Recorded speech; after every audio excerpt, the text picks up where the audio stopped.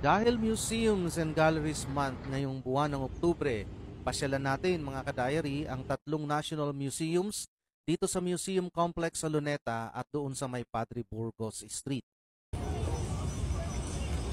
Ang gusali ay dating Agriculture and Commerce Building na itinayo noong 1940. Nasira po ito noong Battle for the Liberation of Manila dahil sa matinding bombardment ng mga American forces noong February 25 to 28, 1945. Nireconstruct noong 1949 bilang bahagi ng post-rehabilitation program. Naging tanggapan naman ito ng Department of Tourism at ngayon po ay National Museum of Natural History na ibinukas sa publiko noong May 18, 2018. Makikita dito ang mga gallery na mayaman sa biological and geological diversity ng Pilipinas. At sa gitna nito ay ang Tree of Life na siyang nag-uugnay sa lahat ng ecosystems mula sa mga kabundukan hanggang sa mga marine reefs ng ating bansa.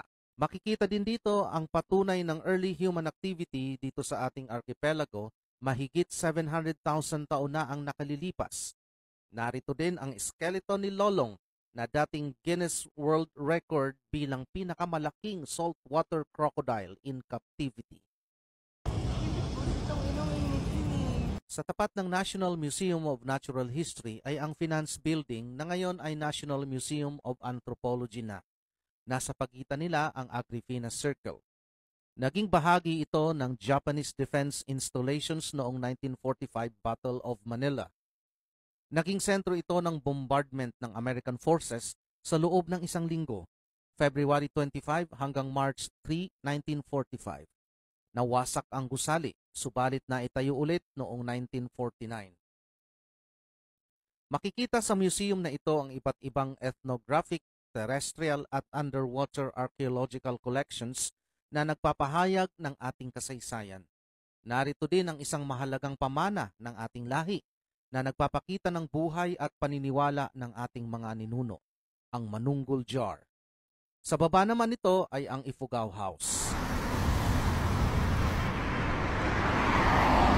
Dito naman sa Padre Burgos Street, makikita natin ang National Museum of Fine Arts na dating legislative building. Itinayo ang gusali sa pagitan ng 1918 hanggang 1926. Ginamit po ito ng mga Hapones sa kanilang depensa noong 1945.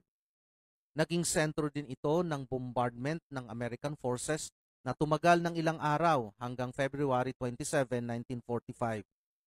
Nasira po ang gusali, subalit muling naitayo noong 1949. Itineklara itong National Historical Landmark noong 2010 dahil sa pagiging saksi nito sa mahalagang kaganapan sa ating bansa, kagaya ng inaugurasyon bilang Pangulo nila Manuel L. Quezon, Jose P. Laurel at Manuel Rojas. Dito din natin makikita ang lumang Senate Hall. Lumipat dito ang Congress noong si Manuel L. Quezon ang Senate President at si Manuel Rojas naman ang Speaker of the House. Ito po ay noong July 1926. Dito din natin makikita ang gallery ni Juan Luna at Felix Resurrection Hidalgo. Sa bukana ng museum ay tatambad agad sa atin ang obra ni Juan Luna, ang Spoliario.